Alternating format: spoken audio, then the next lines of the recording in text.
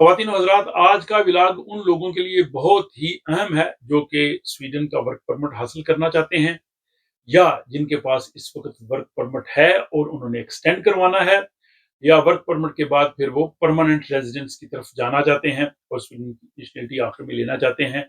ये तमाम तर जो वाकयात या मालूमात हैं, ये एक यहाँ पे हमारे दोस्त हैं, जो रेगुलर व्यूअर भी हैं, उन्होंने ये पूरी तमाम तर तफसीलात मुझे फराहम की हैं अपने केस के हवाले से। और इसमें उन लोगों के लिए एक बहुत बड़ी, मैं समझता हूँ, रहनुमाई भी होगी जो लोग फ्यूचर में वर्क परमिट अप्लाई करना चाहते हैं, एक्सटेंड करना चाहते हैं। और मैं आप लोगों का शुक्रिया अदा करता हूँ कि आप इस तरह का फीडबैक देते हैं। एक और व्लॉग इसके बाद मैं पेश करूंगा कि जो लोग यहाँ पे आते हैं शादी की बुनियाद पे, वो परमानेंट रेजिडेंस के लिए अप्लाई करते हैं, तो उन्हें किन मराहल से गुजरना पड़ता है और किस तरह से उनकी एप्लीकेशन एक्सेप्ट होती है, कौन सी चीज़ों का जो है ध्यान रखना बहुत ज़रूरी है। इसलिए आपसे गुजारिश है कि अगर अभी तक आपने इस चैनल को सब्सक्राइब नहीं किया तो प्लीज़ ज़रूर कीजिए, ताकि इस तरह की अहम मालूमात मिलती रहें। और अगर आपके पास भी कोई स्टोरी है तो प्लीज़, ये मेरा ईमेल डिस्क्रिप्शन में है, इसमें आप मेरे साथ राब्ता कीजिए, ताकि फिर वो मालूमात आपकी दूसरों के भी काम आ सकें और आपकी जो प्राइवेसी है, राज़दारी, इसका मुकम्मल ख़्याल रखा जाएगा। आज की ये स्टोरी स्वीडन के एक शहर में रहने वाले एक नौजवान है।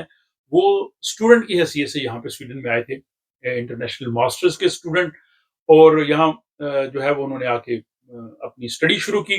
अब उनका मास्टर्स थोड़ा रह गया था, कुछ सब्जेक्ट्स यानी कंप्लीट नहीं हुआ। मीनवाइल उन्होंने यहाँ पे जॉब की कोशिश की और एक बड़ी कंपनी जो थी, उनमें उन्होंने अप्लाई किया और जिसमें उनको जो है वो जॉब मिल गया। अब वो उनको जो जॉब मिला वो तकरीबन 6 घंटे का था। और उस दौर में जो वर्क परमिट के लिए तनख्वाह जो थी वो 13,000 स्वीडिश क्रोन थी।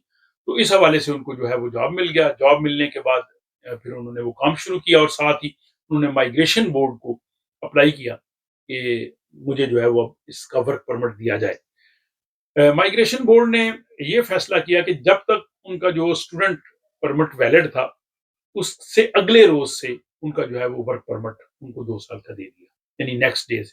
क्योंकि उनका ये कहना था कि आपके पास ऑलरेडी जो है वो यहाँ पे रहने का, काम करने का परमिट है एज ए स्टूडेंट, तो वो जब खत्म होगा तो उसके बाद से जो है वो अगला शुरू होगा। और उसमें उन्होंने अपनी कंपनी की जानब से तमाम किस्म की जो मालूमात थी वो दी।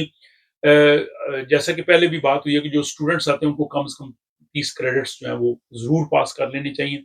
लेकिन इन्होंने तो, इनके चंद क्रेडिट रह गए थे मास्टर डिग्री से, वो मुमकिन है ये बाद में कर लें। पर जैसे उन्होंने ये बताया, इसके बाद उन्होंने उस अपनी कंपनी में जो है वो काम शुरू कर दिया और वो स्वीडन के एक शहर में काम कर रहे थे। अब उसी कंपनी का एक दूसरे शहर में भी जो है वो काम था, यानी वो एक बड़ी कंपनी थी, जैसे हमारे ये यहाँ पे कह लें कि ईका है, कोफोरम है, इस तरह की जो कंपनीज हैं, लीदल वगैरह। तो वो दूसरे शहर में भी उनका काम था और उन्होंने सोचा कि अब मैं वहां पे अगर चला जाऊं, उनके बाकी फैमिली मेंबर्स भी उधर थे। अब उन्होंने वहां पे अप्लाई किया और वहां पे भी उनको काम मिल गया।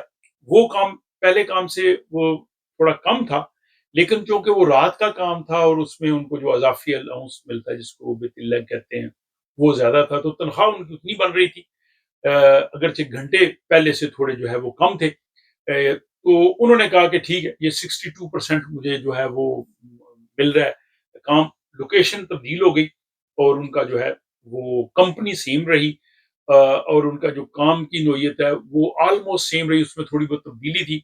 अब उन्होंने माइग्रेशन बोर्ड से जो है वो राब्ता किया कि मैं, शहर मेरा तब्दील हो गया है, कंपनी मेरी सेम है और काम की मेरी ये नोयत है, तो अब मुझे क्या करना है? क्या मुझे नया वर्क परमिट लेना है, या मुझे जो है वो इसी वर्क परमिट में मैं अब दूसरे शहर पे भी काम करता रहूंगा, ताकि जब 2 साल बाद मैंने एक्सटेंड करवाना है तो मुझे कोई मसला ना हो। उन्होंने माइग्रेशन बोर्ड से ज़बानी भी राब्ता किया, उन्होंने ईमेल भी की, ताकि उन्हें जो है वो उनके पास सबूत हो, ताकि कल को कोई ऐसा प्रॉब्लम आए तो वो बता सके। अब इसमें जो है वो माइग्रेशन बोर्ड ने कहा जी कि चूंकि उनकी कंपनी सेम है और प्रोफेशन भी ऑलमोस्ट सेम है, वो उसी तरह का वो काम कर रहे हैं, और अगरचे उन्होंने अब शहर तब्दील कर लिया है तो उनको किसी नए वर्क परमिट की जरूरत नहीं है, वो उसी पे जो है वो काम कर सकते हैं। अब जब उनके 2 साल पूरे हुए तो 2 साल पूरे होने के बाद उन्होंने जो है वो एक्सटेंशन के लिए अप्लाई किया।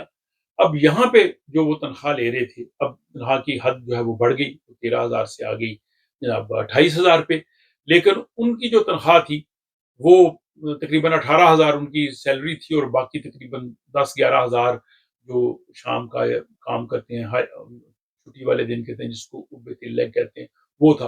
तो मिल मिला के वो 28,000 को क्रॉस कर रहे थे। अब उन्हें ये परेशानी थी कि क्या ये मेरा जो अज़ाफ़ी तनख्वाह है, क्या ये इसमें शामिल होगी या नहीं होगी? तो उन्होंने फिर काफ़ी मेहनत की, समझदार आदमी थे।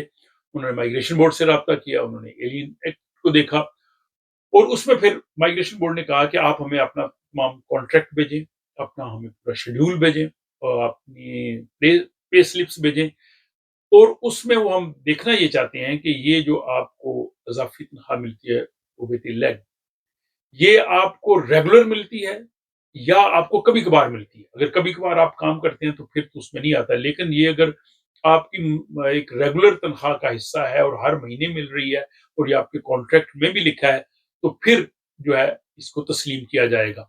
और इस बुनियाद पे उन्होंने उनकी इस तनख्वाह को तस्लीम कर लिया। उन्होंने कहा जी कि हमें मज़ीद जो है वो सारे डॉक्यूमेंट्स वगैरह जो हैं वो आप पोस्ट करें ताकि हम जो है वो इसका जो है वो जवाब दें। अब उन्होंने ये सारा कुछ उनको भिजवा दिया। अब इस दौरान उन्होंने शादी भी की, वो पाकिस्तान गए, शादी की, उनकी वाइफ जो है वो वीज़ा लेके ज़ाहिर है उनको एथियोपिया जाना पड़ा, उस तरह से वो आ गई। अब उन्होंने जब ये एक्सटेंशन की एप्लीकेशन की तो उन्होंने अपनी वाइफ भी उनके साथ थी। एक्सटेंशन की एप्लीकेशन का जब उनको जवाब नहीं आया तो 4 महीने के बाद उन्होंने दोबारा उनको माइग्रेशन बोर्ड को पूछा कि मुझे 4 महीने हो गया, मुझे जवाब नहीं आया और उनकी वाइफ ने भी जो है वो 4 महीने के बाद इसी तरह का जो है वो उनको भेजा माइग्रेशन बोर्ड को लेटर। उनकी वाइफ को उन्होंने रिफ्यूज़ कर दिया कि आपका जो है वो रिफ्यूज़ किया जाता है और उस रिफ्यूज़ल की उनको समझ थी क्योंकि उनको 6 महीने के बाद अप्लाई करना चाहिए था पूछने का, 4 महीने पहले नहीं कर सकते थे। लेकिन इनका उन्होंने कहा जी कि आप इंतज़ार करें, आपका अभी फैसला नहीं हुआ। फिर इनसे उन्होंने माइग्रेशन बोर्ड वालों ने इनकी वो तमाम तर मज़ीद जो डॉक्यूमेंट्स चाहिए वो सारे उन्होंने कहा जी कि आपके पास 1 वीक है, आप ये हमें भिजवा दें। उन्हें केस ऑफिसर से राब्ता किया, उन्होंने कहा क्या आपको मैं ईमेल कर दूं? उन्होंने कहा जी नहीं, ईमेल नहीं आपने करनी, आपने तमाम डॉक्यूमेंट्स बाई पोस्ट भेजने हैं। और उन्होंने कहा जी चलिए फिर 1 हफ्ता आप मुझे और दे दें। अब चूंकि वो बड़ी कंपनी में थे और कंपनी का जो एचआर था वो इन चीजों को जानता था, उन्होंने तमाम तर तफसीलात जो है के साथ उनको तमाम डॉक्यूमेंट्स उनको भिजवा दिए। और जब ये तमाम चीजें माइग्रेशन बोर्ड के केस ऑफिसर के पास गई, उनकी तनख्वाह की लिमिट भी पूरी थी, उनका कोई इसमें गैप नहीं था पूरे पीरियड में और उनका जो अज़ाफ़ी वेतन लगा वो भी रेगुलर था। तो ये तमाम चीज़ें जब उनकी पूरी थी तो इस बुनियाद पे फिर उनका जो है वो एक्सटेंशन की एप्लीकेशन जो है वो बिल्कुल अप्रूव हो गई और साथ उनकी वाइफ की भी जो है वो अप्रूव हो गई। और इस सारी सूरत-ए-हाल में उन्होंने 3-4 चीज़ें एडवाइस की। उन्होंने कहा जी कि अगर आप वर्क परमिट पे काम कर रहे हैं, तो फिर ये आप रेगुलर करते रहें, इसमें आप गैप ना दें। क्योंकि एक और केस आया था, उन्होंने 4 साल पूरे होने के बाद जब पीआर के लिए अप्लाई किया, वो काम कर रहे थे, लेकिन इस दौरान उन्होंने कुछ काम नहीं किया और उस दौरान उन्होंने जो है वो स्वीडिश लैंग्वेज एसएफई पढ़ी, काम किया तो वो तनख्वाह कम थी। अब उनकी एप्लीकेशन इस बुनियाद पे उन्होंने पीआर की रिजेक्ट की कि आपने जो है वो ये इस दौरान काम क्यों किया है? आपने इस दौरान काम नहीं किया, तनख्वाह नहीं आई, इसलिए आपकी एप्लीकेशन रिजेक्ट होती है। हाँ, जो जेन्युइन केसेज़ हैं, फॉर एग्ज़ाम्पल कोई बीमार हो जाता है और वो जो है वो बीमारी की तनख्वाह फॉर कास्ट से लेता है, क्विक लोन, या वो अपने बच्चों की छुट्टी लेता है जिसको फोरेल्डर पेनी कहते हैं, तो वो ठीक है, वो चीज़ें जो है वो प्रॉब्लम नहीं करती। लेकिन वैसे अगर आप काम छोड़ दें या आप प्रोफ़ेशन छोड़ दें, ये बड़ी इंपॉर्टेंट चीज़ है। आप पहले 2 साल प्रोफ़ेशन छोड़ दें, आप कंपनी तब्दील कर लें, आपके लिए मसला होगा। फिर एक और चीज़ है कि अगर आप बड़ी कंपनी में काम करें, तो उसके लिए फिर इतने मसाइल नहीं होते क्योंकि बड़ी कंपनी की रेपुटेशन भी माइग्रेशन बोर्ड के पास बेहतर होती है। उनका एचआर डिपार्टमेंट तमाम चीज़ों को जानता है।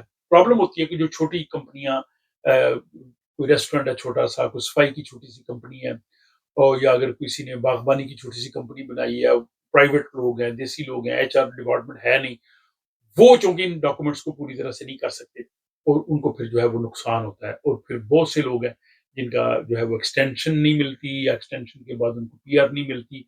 तो मैं समझता हूँ कि आज का ये व्लॉग उन लोगों के लिए काफ़ी मालूमाती होगा जो कि वर्क परमिट पे हैं, या मुस्तकबिल में आना चाहते हैं, यहाँ पे स्टूडेंट्स के तौर पे आ रहे हैं या वर्क परमिट लेके आ रहे हैं, तो ये इन तमाम चीज़ों को वो ज़हन में रख लें, ताकि मुस्तकबिल में अगर उन्हें ये मराहल पेश आएँ तो वो किस तरह से इनको डील करें। मुझे उम्मीद है कि ये व्लॉग भी आपको काफ़ी पसंद आया होगा।